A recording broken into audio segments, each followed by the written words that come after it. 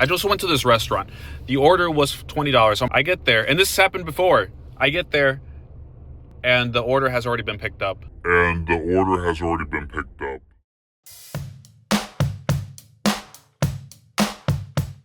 So for the past 60-ish days, I've been delivering using the Uber driver app while simultaneously recording multiple data points to highlight what my experience was when using the app. Of course, everybody's circumstances are different, including my own. My experience won't 100% correlate to yours.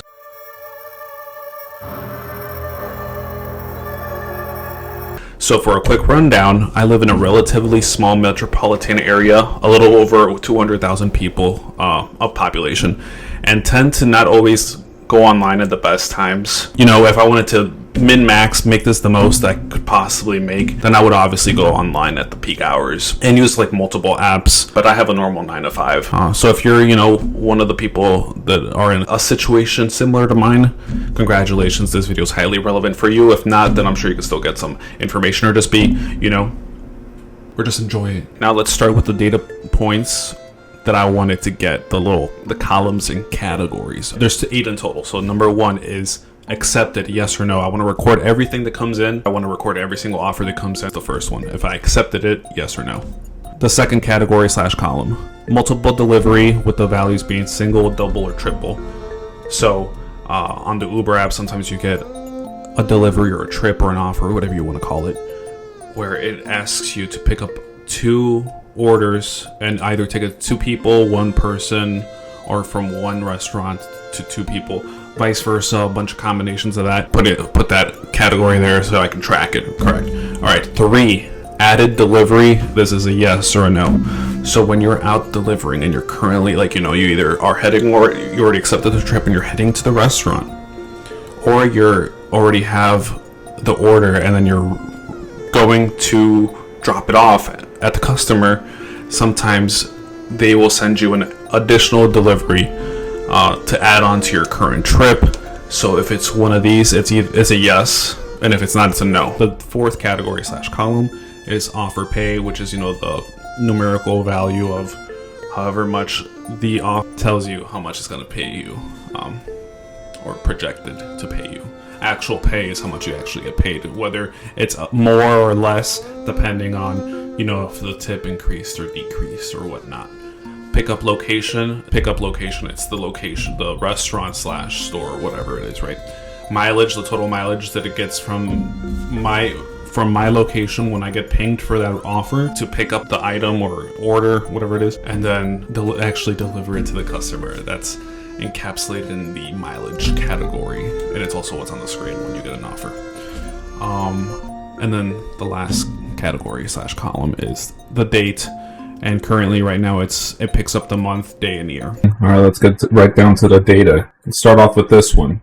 This is the total amount of orders that came in. So we have 261 total. Out of that 261, I accepted 27 of them. Only accepting 27 out of 261 gives us a 9.58% acceptance percentage. Bring our attention over to these 2 cards over here. This is information on orders or requests that came in that were below a threshold that I determined to be $5.50. So 238 of those were below $5.50, which equates to 91.19% of all orders that came in being under $5.50. It's funny how that almost perfectly explains why my acceptance percentage is just shy of 10%. Now, before you start poking holes in the choices that I made and thinking I'm dumb for not including like such crucial data, right? Such as current time of the trip offer,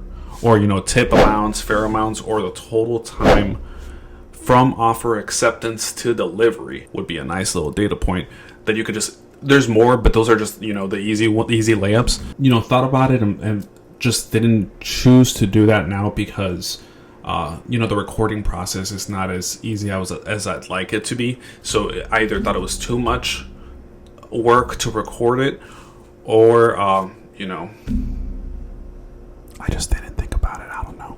So sometimes, you know, Things go off fine, smoothly. You know, you just go to the restaurant, you pick up the order once you get there, and you drop it off. And then, you know, it's at a house, not an apartment, so you don't have to spend around like. The ugly part of Uber Eats delivery is so bad that the frustration of it all will have you finding a mirror, looking at yourself right in the eye, right? And asking if you even respect yourself. Because when standing at a Taco Bell counter like a dumbass motherfucker for 10 plus minutes, you're just standing there. You know, after you told the worker that you have a DoorDash order, and then you just cancel it after 10 minutes because you're tired of sitting there looking like a jackass. So is it worth it?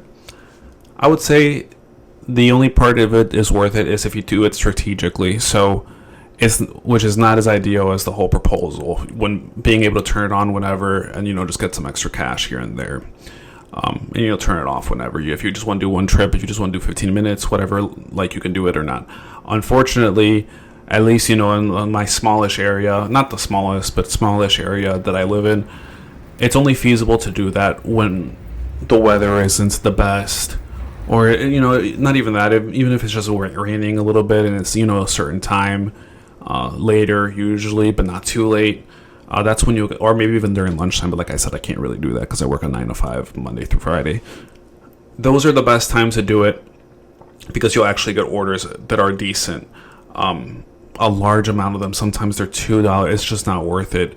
So it all depends, you know, if you're able to do it during times of bad weather, which, like, if there's a weekend where there's badish weather, I'm pretty good at driving through that. So if I have nothing going on, then I can do that. But that's really the only realistic time that I'll be able to do this, unless if I force myself to go a little bit more for this data gathering and this video and everything.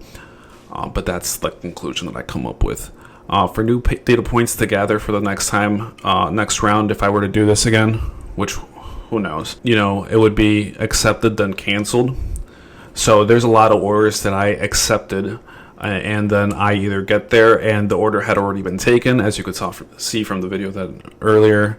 That happened numerous times. Shop and deliver. This is one of them that I was flabbergasted for not having it before. As soon as I got one, I'm like, why don't I have a section on this? Because there's such more vastly different orders than a lot of the other ones. Walking into, you know, a Walgreens, a lot of the times it's Walgreens for whatever reason, but anywhere, and you had to walk, you know, shop and deliver, yeah, and record not only the dates but also the time.